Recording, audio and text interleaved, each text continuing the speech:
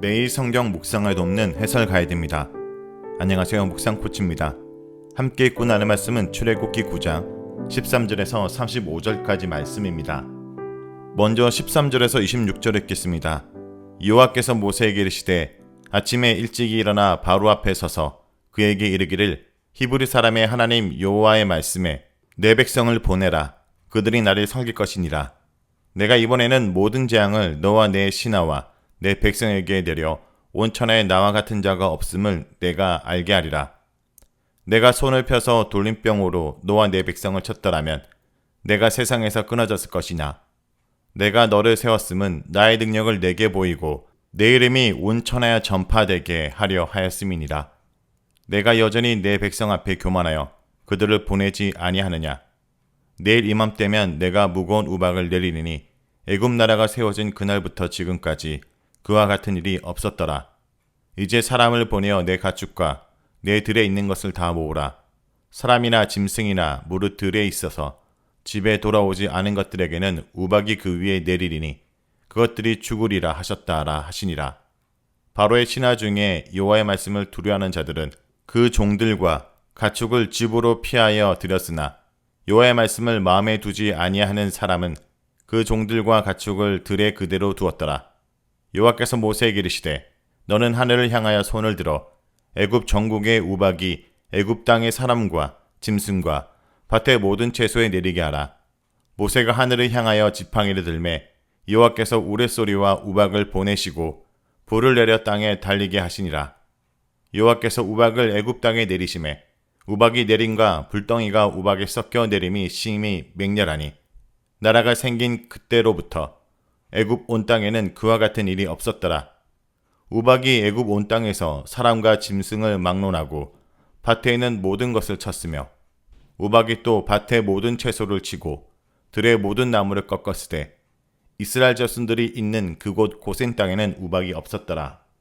13절에서 16절은 하나님께서 계속 애굽에 재앙을 내리시는 이유를 설명합니다. 하나님께서는 또다시 모세에게 바로한테 가서 이스라엘 백성을 보내라는 말을 하라고 명하십니다. 그런데 이번에는 14절에서 하나님께서 재앙을 내리시는 이유를 설명하시는데 바로와 바로의 신하와 바로 백성들이 온 세상에 하나님과 같은 분이 없음을 알게 하기 위해서라고 하십니다. 하나님이 누구신지 알게 하는 모티브는 모든 재앙 이야기에 나옵니다. 재앙을 통해 하나님께서는 물을 지배하시고 곤충도 조정하시며 사람과 동물이 병들게 하시는 분이라는 것과 하나님께서 내리시는 재앙을 애굽의 신이나 애굽 사람들은 도저히 막을 수 없다라는 것을 바로와 애굽 사람들이 알게 하셨다는 것입니다. 하나님의 보호를 받고 있는 이스라엘 백성들도 하나님의 권능을 알게 되었을 것입니다. 하나님은 돌림병, 즉 천연두나 흑사병과 같은 전염병을 내려 애굽 사람들과 바로를 다 죽여 지상에서 완전히 사라지게 할 수도 있지만 재앙의 목적이 이들을 죽이는 것이 아니라 이들이 하나님의 권능을 보고 그 권능을 세상에 전하기 위한 것이기에 죽이지 않는다라고 말씀하십니다. 17절에서 19절은 하나님께서 우박 재앙을 예고하시는 내용입니다. 하나님께서는 바로가 여전히 이스라엘 백성을 괴롭히며 그들 위에 군림하려고 하나님 백성을 보내지 않는다고 판단하시고 내일 이맘때 우박을 내리겠다고 말씀하십니다.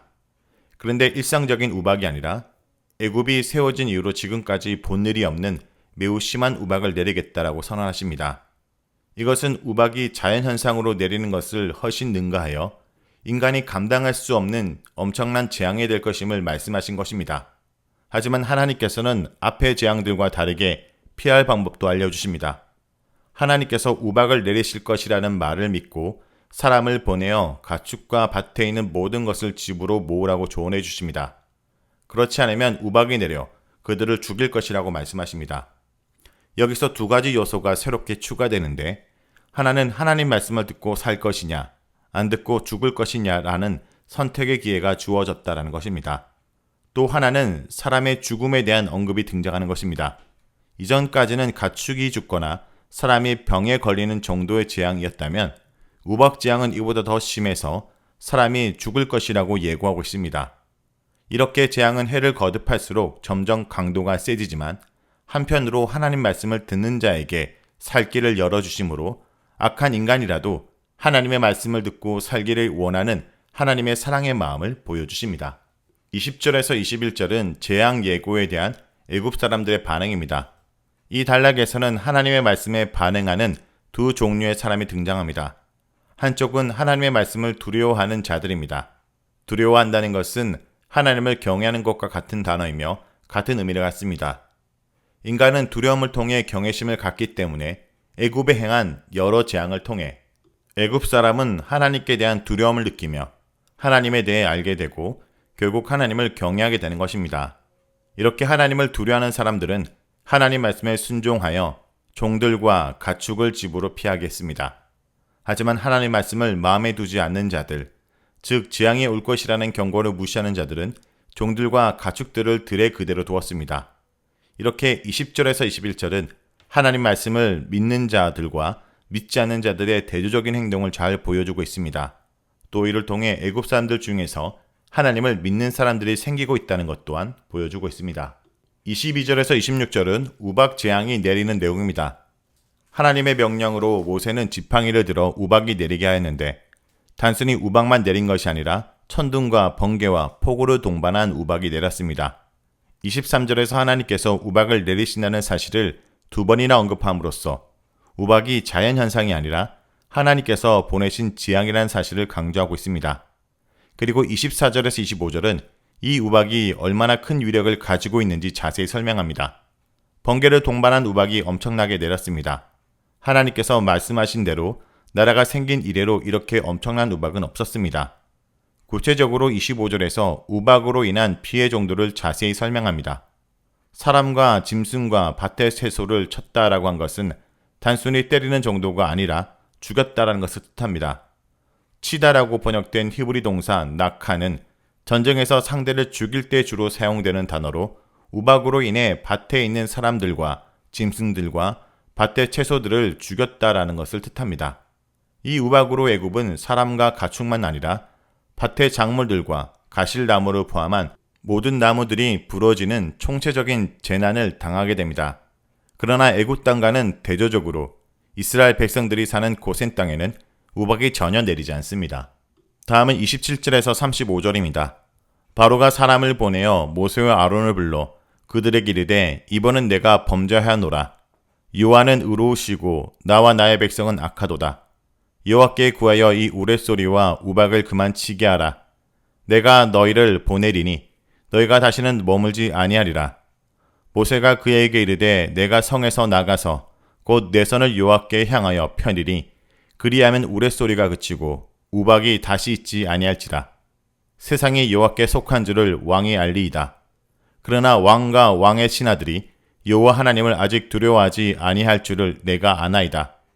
그때 보리는 이삭이 나왔고 삼은 꽃이 피었으므로 삼과 보리가 상하였으나 그러나 밀과 쌀보리는 자라지 아니한 고로 상하지 아니하였더라.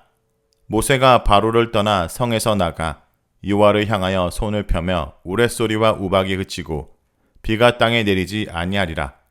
바로가 비와 우박과 우레소리가 그친 것을 보고 다시 범죄하여 마음을 완악하게 하니 그와 그의 신하가 꼭 같더라.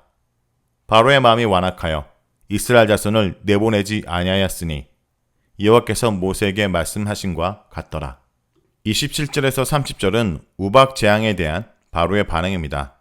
바로는 사람을 보내어 모세의 아론을 불러 자신이 범죄하였고 하나님은 의로우시고 자신과 자신의 백성이 악했다고 고백합니다. 즉 하나님의 명령대로 이스라엘 백성을 보내지 않는 것이 잘못이라고 시인한 것입니다. 잘못을 시인한 후에 우박과 천둥이 너무 심하다라고 하소연하며 하나님께 빌어달라고 합니다. 그리고 이스라엘 백성을 보내주겠다고 약속하십니다. 모세는 이런 바로의 요청을 받아들이며 이제 바로가 하나님을 알아야 한다라고 말합니다. 그리고 덧붙여 자신은 바로와 신하들이 아직도 여호와를 두려워하지 않는다는 사실을 알고 있다라고 말합니다. 삶의 모티브가 대조적으로 반복됩니다. 31절에서 32절은 우박 재앙 때의 애굽 농작물의 상황입니다. 이 단락은 우박 재앙이 왔을 때 애굽의 상황을 설명해 줍니다. 이 시기는 보리 싹이 나고 삶이 꽃피는 시기이기 때문에 보리와 삶은 피해를 보았지만 밀과 쌀보리는 아직 싹이 나지 않은 시기여서 상하지 않았다고 설명합니다. 비록 바로와 애굽 사람들이 식량 공급에 타격을 입었지만 아직 숨을 만한 구멍이 있다는 것을 말하며 뒤에 올 메뚜기 재앙을 준비하고 있습니다. 33절에서 35절은 하나님 말씀을 순종하지 않는 바로입니다. 모세가 바로 앞에 나와 여호와를 향해 손을 들자 천둥과 우박이 그치고 폭우도 내리지 않게 되었습니다. 이를 통해 하나님께서는 재앙을 주기도 하시고 거두기도 하시는 분이라는 사실을 잘 보여줍니다. 이렇게 비와 우박과 천둥이 그치자 바로는 다시 범죄하였고 마음을 완악하게 하였는데 여기서는 신하도 같이 동조하고 있다라고 표현하여 애굽의 완악함이 점점 심해지고 있음을 나타냅니다. 결국 바로는 또다시 자신의 말을 번복하며 이스라엘을 보내지 않습니다. 이런 잦은 번복을 통해 애굽의 바로는 매우 신뢰성 없는 사람이라는 것을 나타내며 이러한 모습은 자신이 하신 말씀을 반드시 이루시는 하나님의 신실한 모습과 극명한 대조를 이룹니다. 자, 여기까지가 출애굽기 9장 13절에서 35절까지 말씀입니다. 오늘 말씀을 통해 우리는 무엇을 묵상하고 적용해야 할까요? 듣고 행하면 살지만 듣고도 무시하면 죽게 됩니다.